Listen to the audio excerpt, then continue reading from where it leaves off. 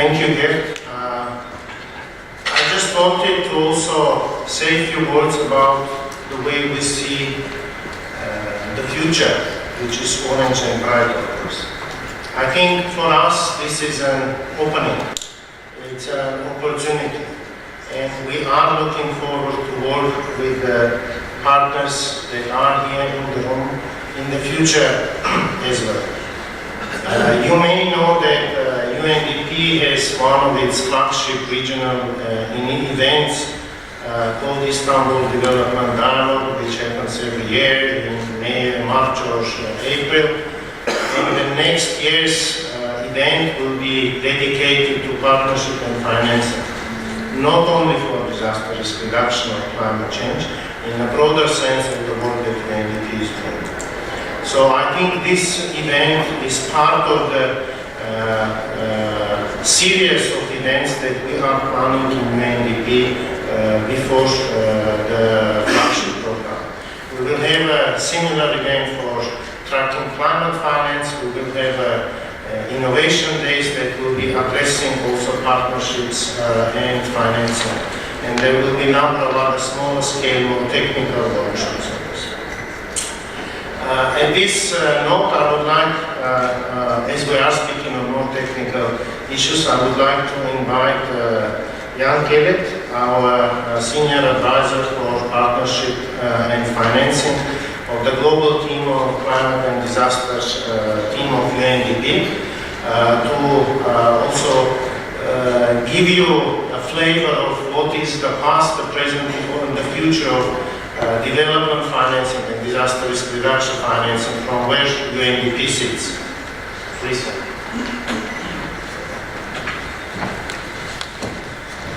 Thank you, Armin, and thank you, Gert, for that excellent introduction to today. So, a couple of entry caveats just before I share a few slides. On the one hand, actually, one of the other titles I kind of have just now is actually the global lead for UNDP in working with the insurance sector. That will come as a surprise to many people in UNDP because we have never had such a thing until recently. And I think it's fair to say that whilst UNDP as an institution has worked a lot in issues of risk and financing in lots of different ways, to be honest with you, this conference itself represents the first, if you like, probably the first major convening focused specifically on issues of risk financing and insurance that we have, if you like, put together. I think it's an example of our particular focus and importance given to the sector. I think secondly, as a caveat to this introduction, I've got about 12 or 13 slides to show you. I'm in the inevitable position of disappointing half the audience half the time, and the other half the audience the other half the time, because I'll be talking to a little bit about what the industry is doing in the sector, and they know certainly more about this than me, and I'll be talking a little bit about what governments are doing in this area, and they certainly know a little bit more than me, a lot more than me. So, without more ado, I will start this presentation, which is a little bit giving this a flavor.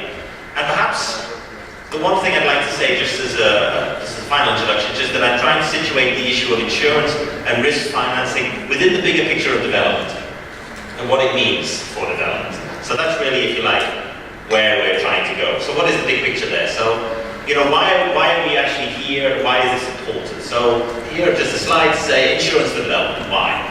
Well, three things here really. One, that the industry itself, or the insurance sector, is a manager and carrier of risks. It's relevant to pretty much all the SDGs, perhaps some more than others. We'll talk about that in a moment.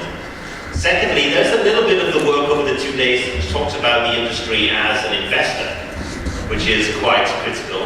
And then thirdly, the actual impact of a failure to manage risk has massive consequences. And I know that some of the sessions today will actually talk about some of those consequences for countries, all the way down to community and to family level.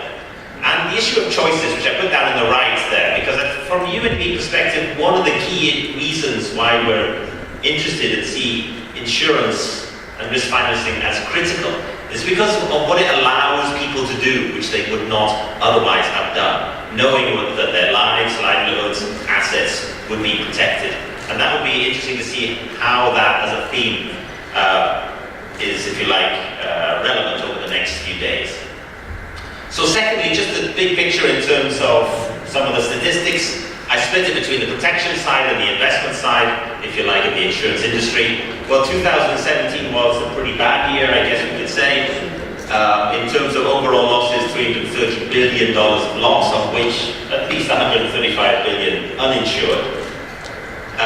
Okay, the Caribbean was a major part of that, the cyclones and the hurricanes which occurred, but this is only issues of climate and disaster risk. There are other kinds of risks as well which are relevant to the industry.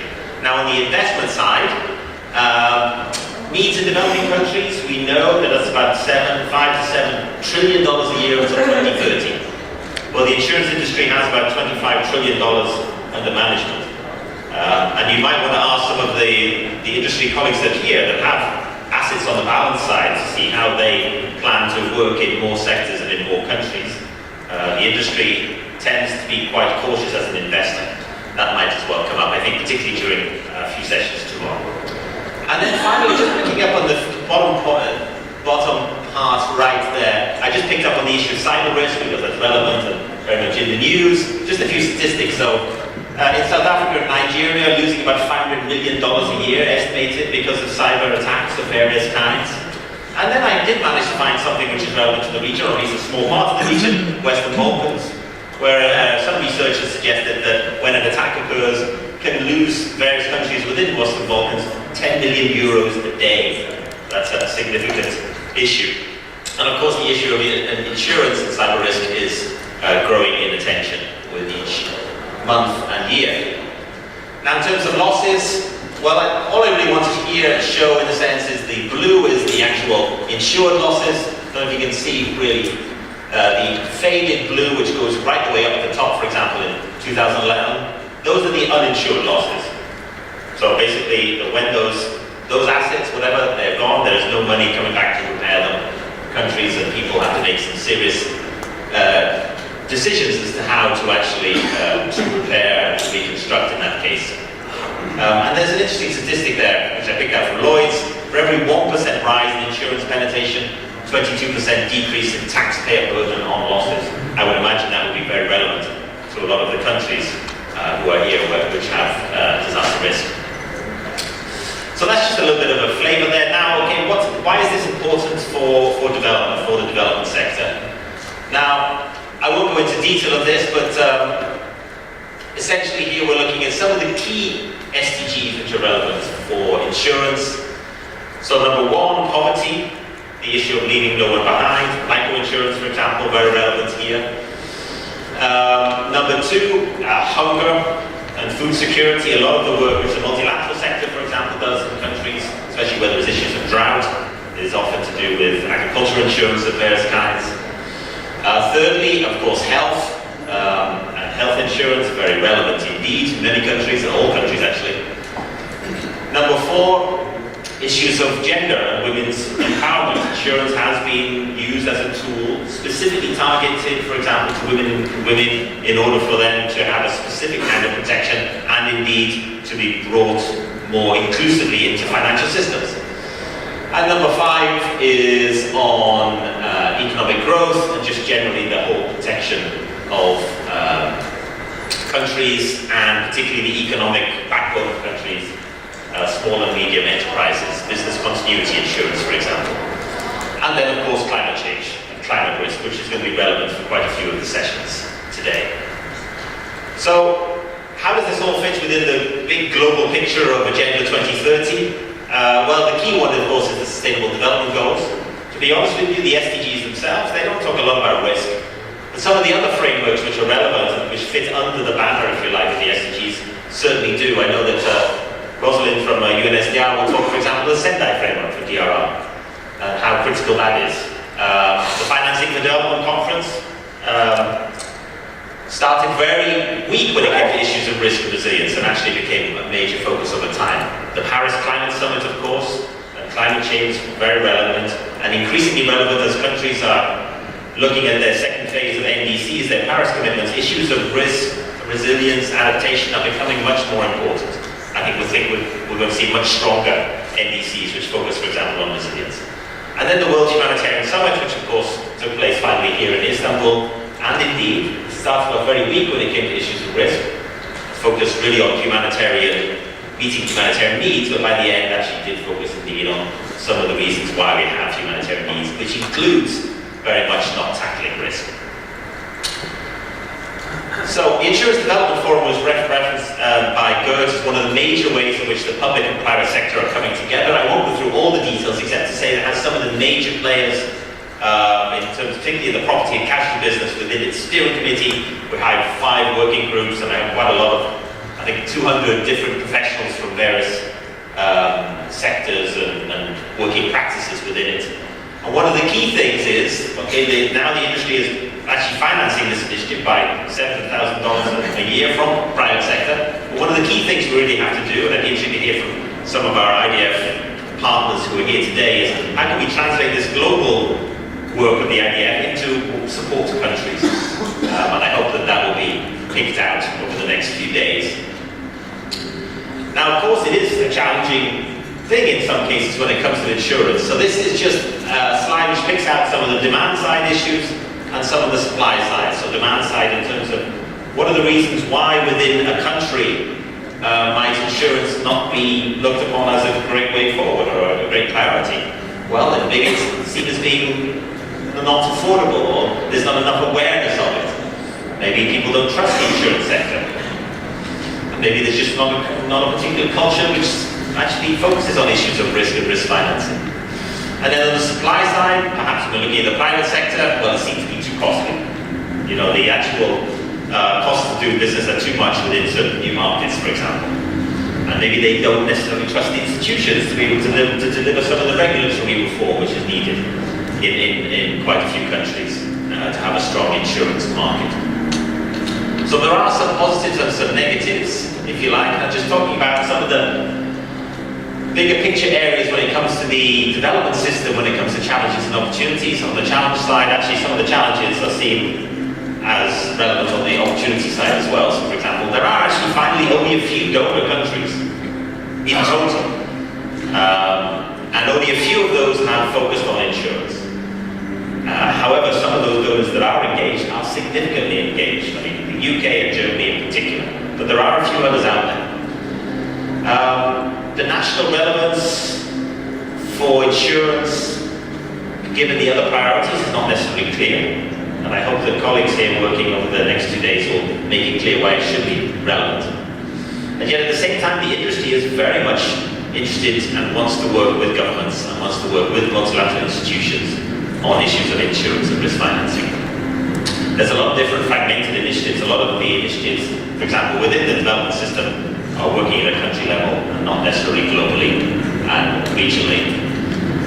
So there are some opportunities and challenges. Now UNDP in this space, if you want to know what our focus is, well, just 2 things really I'll focus on here without going into detail. One is that our administrator has made a corporate commitment to having a dedicated insurance strategy, of which we have actually a first draft. And that will soon to be shared amongst colleagues. And it's going to focus on a number of particular areas.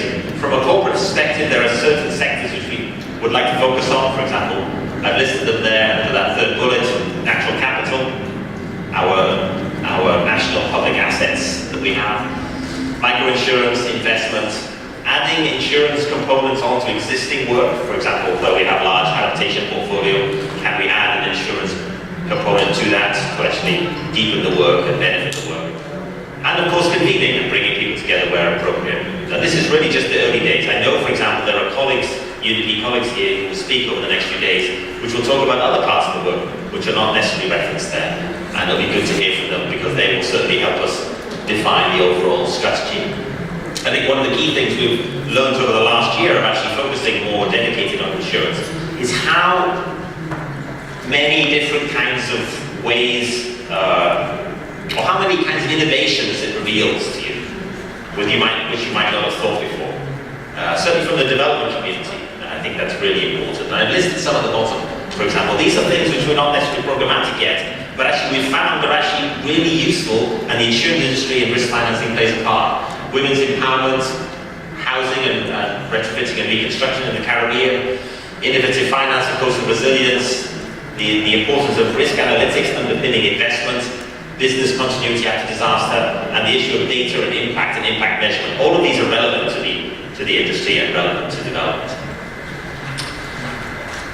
And then I just want to go to the end story in just a couple of slides. So finally, a wrap up here. Why are we here? Why is this important? Well, we're saying that the financing of risk is really delivering on the sustainable part of the sustainable development goals and sustainable development. It is the development progress that we make as countries and even as communities will not be sustainable unless we actually understand risk and, where appropriate, transfer the risk. It can underpin investment, and that's going to be so critical for so many countries. And it allows people to choose. And then as a final slide on today, I think from our perspective, what we'd like us to do is, first of all, to focus on outcomes. What are the outcomes we'd like to see from today? Tomorrow's session, where we break up into groups of countries, will be very critical in taking on board everything we see over the 2 days and actually saying, well, what do we want to do next? That's going to be really key. And of course, those outcomes have to make sense for the region. Not everything that you hear from the colleagues and counterparts here will be relevant for you as a country, but they might be relevant to your neighbours. They might be relevant to all of you, some of them may not. And then I would finally ask you all to ask, this is to the government, colleagues in particular, to ask our private and public sector parties who are speaking, ask them the hard questions. Sometimes they don't get the hard questions that they need. I think this would be a great forum to do so. So, without more ado, we're going to go straight into our first panel. I'm going to ask my friend and colleague Daniel Stanton to come up here and to take the lead directly.